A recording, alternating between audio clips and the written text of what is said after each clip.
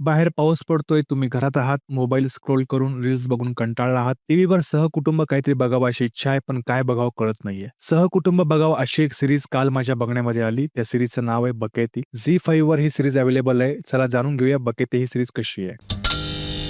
बकेती म्हणजे फालतूची बडबड असं आपण मराठीमध्ये म्हणू शकतो. बकेतीचं ट्रेलर बघताच ही सीरीज मी बघणार आहे हे मी निश्चित केलं होतं. कारण ट्रेलर बघताच सीरीज चांगली असणार असं वाटलं होतं. ही एका मिडल क्लास कुटुंबाची म्हणजेच आपली गोष्ट आहे हे ट्रेलरमध्ये दिसत होतं. उत्तर प्रदेशातील गाझियाबादमध्ये राहणाऱ्या कटारिया कुटुंबाची गोष्ट आहे. संजय कटारिया हे पेशाने वकील आहेत. सुषमा नावाची त्यांची पत्नी आहे. त्यांना एक मुलगा, एक मुलगी आहे. मुलगा भरतला क्रिकेटची आवड आहे. तो अभ्यासामध्ये अजिबात हुशार नाहीये आणि नैना नावाची मोठी मुलगी आहे जी अभ्यासामध्ये खूप हुशार आहे. भारतातल्या कुठल्याही भागात असणाऱ्या एखाद्या मिडल क्लास कुटुंबासारखंच हे कुटुंब आहे, जिथे प्रेम आहे, भांडण आहे, आर्थिक अडचणी आहेत, तू-तू, मैं-मैं आहे, रुसणं आहे, चिडणं आहे. संजय कटारिया हे काही खूप ग्रेट वकील नाहीयेत. त्यांना केस मिळत नाहीत. नोटरी करून त्यांचं घर ते चालवत असतात. पैशांची अडचण जाणवत असल्यामुळे एक रूम किराणे द्यायचं ते ठरवतात आणि याला दोन्ही मुले नकार देतात. कोणाची रूम द्यायची यावरून देखील दोघांमध्ये खूप भांडणं होत असतात. छोट्या भावाकडे राहायला असलेले वडील रूम किराणे द्यायला नकार कळवतात. स्टोरीमध्ये वडील वारतात आणि त्याच दरम्यान मग छोट्या भावाचा देखील किराणे द्यायला विरोध असतो. रूम किरायाला देण्यापेक्षा आर्थिक अडचणीवर मात करण्याकरता घर विकायला काढण्याचा उपाय छोटा भाऊ अजय सुचवतो आणि इथे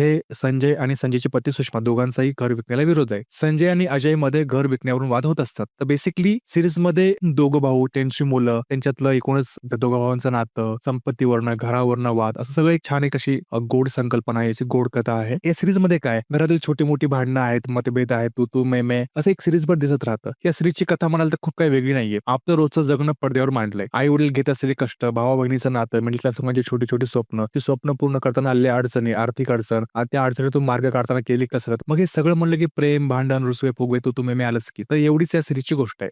ॲक्टिंगच्या बाबतीत म्हणाल तर सगळ्यांनीच कमाल काम केलंय. मला सर्वात जास्त काम आवडलं शिबा चड्ढा यांचं. कमाल ही ॲक्ट्रेस कमाल आहे आणि त्यांनी कमाल काम केलंय. मुलांसाठी धावपळ करणे, प्रसंगी रागावणे, ओरडणे, प्रेमाने समजावून सांगणे. वडिलांच्या भूमिकेमध्ये राजेश तेलंग यांनी खूप चांगलं काम केलंय. बाकी बहीण झालेली तान्या शर्मा, मुलगा झालेला आदित्य शुक्ला, केशव साधना या सगळ्यांनी चांगलं काम केलंय. इतर सहकलाकारांनी चांगली साथ दिली आहे. ही सीरीज खूप भारी आहे. अजिबात चुकू नका वगैरे असं मी काही म्हणणार नाहीये. एकदम हलकी-फुलकी सहकुटुंब बघावी अशी ही सीरीज आहे. लिखाणात कॅरेक्टर्सना तेवढी डेप्थ नाहीये. पण मी म्हणतो की प्रत्येक वेळी डेप्थ कशाला हवी आहे? आपलं जगणं हलक्या-फुलक्या पद्धतीने मांडलंय. एवढं पुरेसं आहे ना. या सीरीजमध्ये मला एक गोष्ट खूप आवडली. या सीरीजमध्ये एक पाण्याची टाकी आहे आणि त्या पाण्याच्या टाकीला अलार्म लावलेला असतो. पाण्याची टाकी भरली की पानी की टंकी भर गई है असा आवाज अलार्म मधून येत असतो आणि आई किचनमधनं ओरडते, मोटर बंद करा, मोटर बंद करा आणि इकडे दोघा बहीण-भावांमध्ये मोटर कोण बंद करणार यावरून भांडण लागत असतं. हे मेटाफर मला खूपच आवडलं. एखाद्या सीनला इमोशन लेव्हलला कुठे असं एक एक पीक गाठला की लगेच त्या टाकीचा अलार्म वाजत असतो की पानी की टंकी भर गई है. हे खूपच इंटरेस्टिंग आहे ते त्या सीरीजमध्ये. तुम्हालाही आवडेल ते. तर हे असे खूप छोटे-मोठे प्रसंग,